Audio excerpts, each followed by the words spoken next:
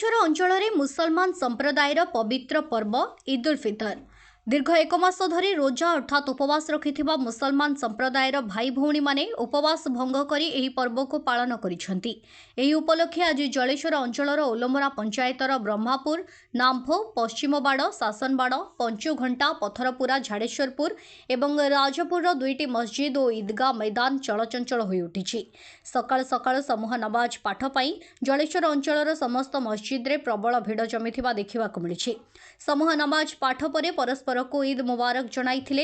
एहा परे घरे घरे सुस्वादु व्यंजन सांगको मौजर आसर जमिथिला। पवित्र रमजान मासरे जलेश्वर अंचल में मुसलमान भाई भौणी माने रोजा पालन करती एवं नियमित भावे अल्लाह को प्रार्थना और प्रणाम करती।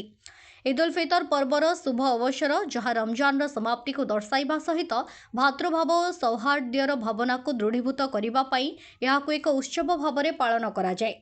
ईद उल फितर मध्य समस्त मानव समाजर सेवारे निजको पुनः उत्सर्ग करने एवं आवश्यक करुवा लोकों जीवन में उन्नति आनिबा लागि एक सुजोग देइथाय।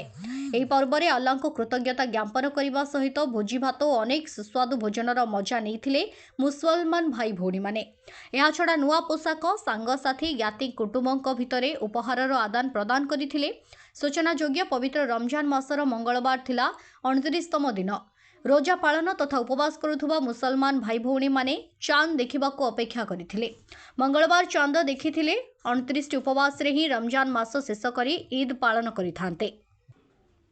किंतु मंगलवार कौनसी स्थान रे चांद देखा जाई नथिबारु बुधवार संध्यारे चांद देखि मुस्लिम भाई भौणी माने परस्पर को शुभेच्छा जणाइबा सह आज अर्थात गुरुवार ईद पर्व पालन करिसंती।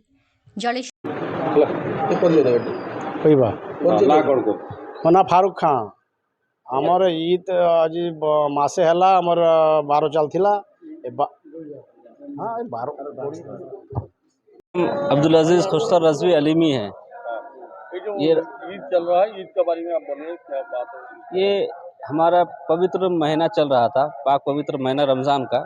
उसके एंडिंग में ये अल्लाह की जानिब से तोहफ़ा है। ईद अल्लाह के जानिब से तोहफ़ा है जिस इनाम को हासिल करने के लिए मुसलमान आज ईदगाह में जमा होकर नमाज ईद अदा करते हैं, अल्लाह का शुक्र अदा करते हैं। और ईद की नमाज के बाद तमाम आलम इस्लाम के लिए, तमाम आलम के लिए, तमाम इंसानियत के लिए इसमें दुआ की जाती है कि यहाँ अमन व सुकून की ज़िंदगी सब गुजारें और सब अमन व सुकून के साथ ज़िंदगी गुजार कर अल्लाह की बारगाह में हाज़िरी दे।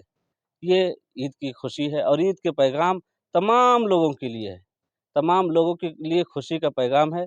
और हम आपके मीडिया के ज़रिए तमाम लोगों को ईद की खुशी की मुबारकबादी पेश करते हैं। मुशक अब्दुल रहीम राजपुर झाड़ेश्वरपुर ग्रामर गोटे पार्टर मालिक एवं झाड़ेश्वरपुर ग्राम बासिंदा। मुस्लिम प्रथा अनुजाई मोहम्मद को बाणी उपरे आमर 30 दिन धरी रोजा रखागला, रमजान मास पालन करागला।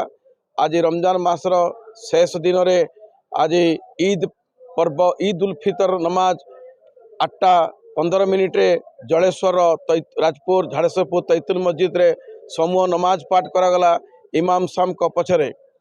एवं जलेश्वर सहर एक भाईचारार सहर।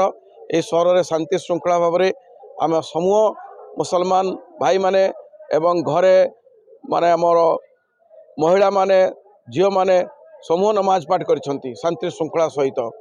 एवं वर्तमान जीवे जो आम पूर्व पुरुष माने जो माने पर्दा नहीं नीचंती मृत्युवरण कर कब्रस्तान रे जाई फूल संदल चादर चढ़ेबे एवं फातिहा करी एवं जलेश्वर रे 4टी आमर पीर बाबा अछंती। गोटे पंचुघंटा स्थित हजरत करामती अली शाह पीर बाबा एवं हाजी बाबा एवं शेखबाड़ रे अछंती हारून शाह बाबा एवं पाटणा गाँव रे अछंती कुतुब शाह बाबा मजार रे समूह जीवे सेटारे मध्य प्रार्थना करी दुआ मागिबे अल्लाह ताला निकट रे। आमे समूह एक होई ठीक 8:15 जलेश्वर राजपुर तैतुल मस्जिद रे नमाज पाठ करिछु। मनोज कुमार भूया रिपोर्ट अपराह्न लाइव।